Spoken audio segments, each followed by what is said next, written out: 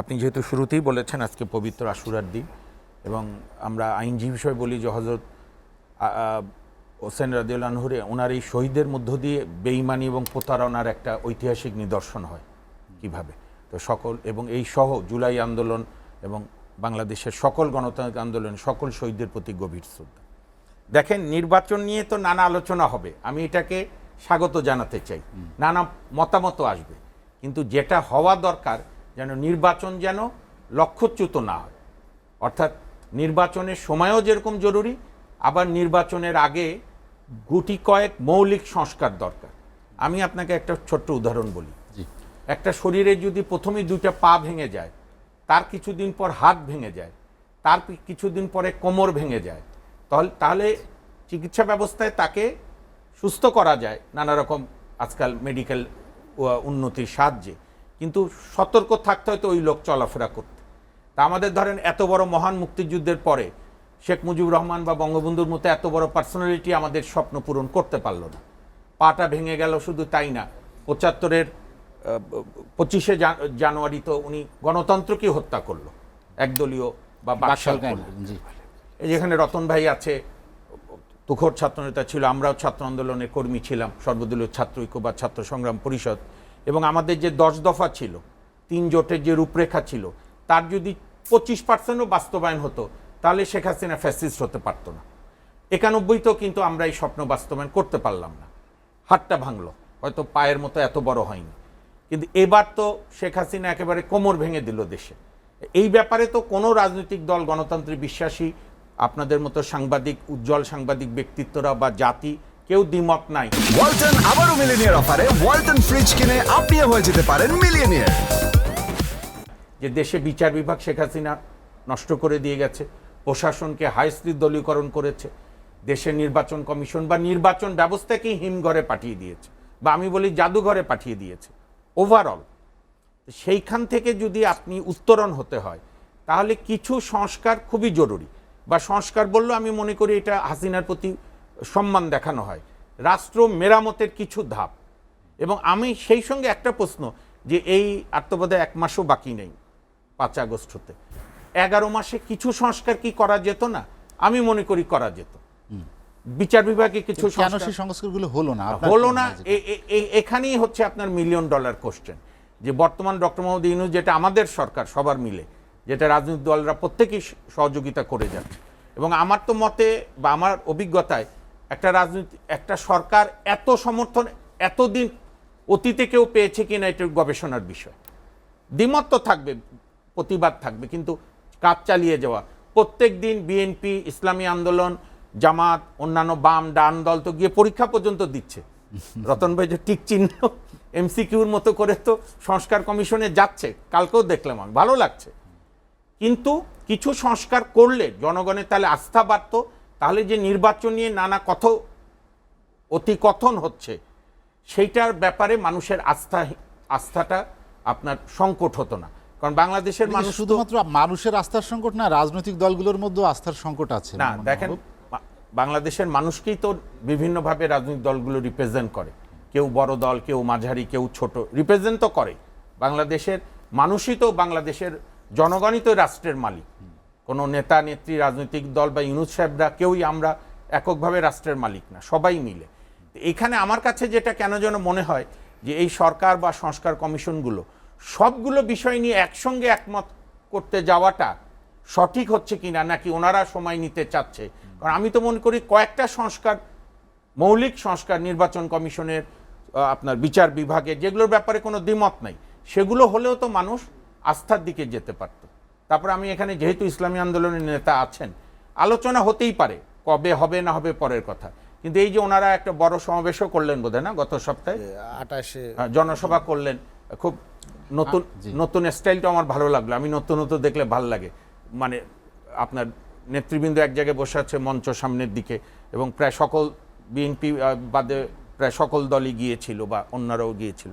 সেটা না, ওনারা যে একটা পিআর পদ্ধতি বললো, আমি এটার পক্ষে বিপক্ষে না, আমি আহ্বান জানাবো এটার অন্তত কিছু রাইট আপ করে সবাইকে দেওয়া।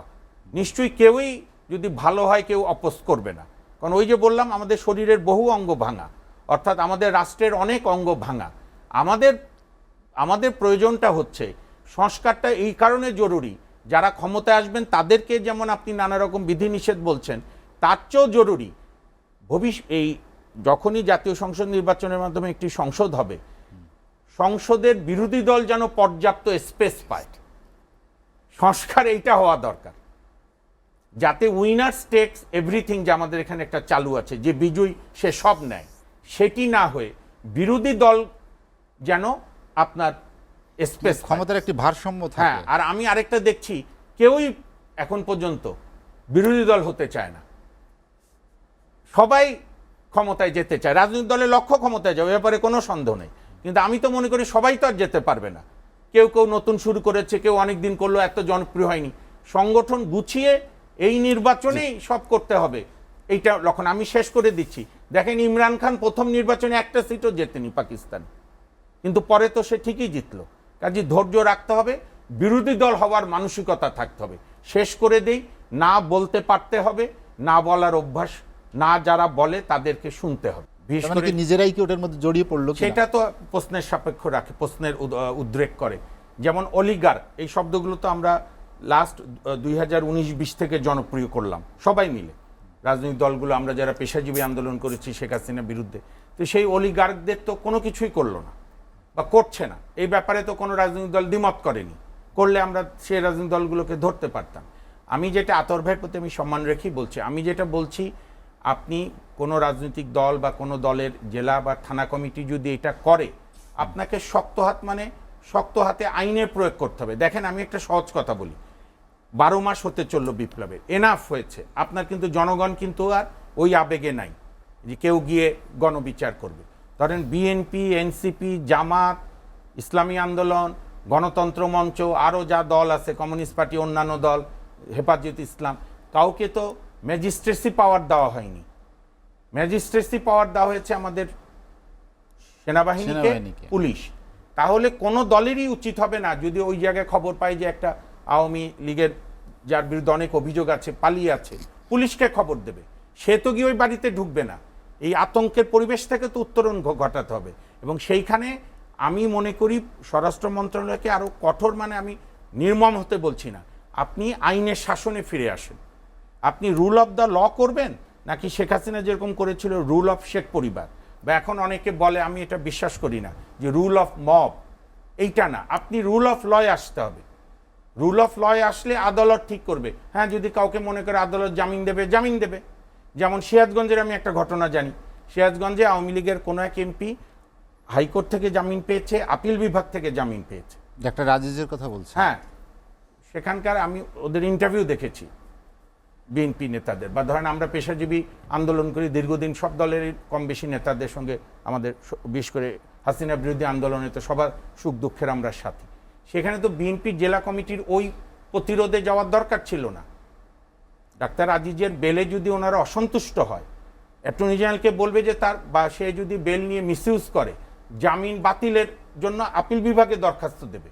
আপনি কোন অবস্থাতেই এখন আর আইনকে নিজের মতো করে প্রয়োগ করতে গেলেই, আমি শুধু এটা উদাহরণ দিয়ে বললাম বিএনপির ক্ষেত্রে, বিএনপিকে না, এনসিপিও করছে জায়গা মতো, জামাতও করছে, যে যার মতো, এইটা থেকে বেরিয়ে আসতে হবে।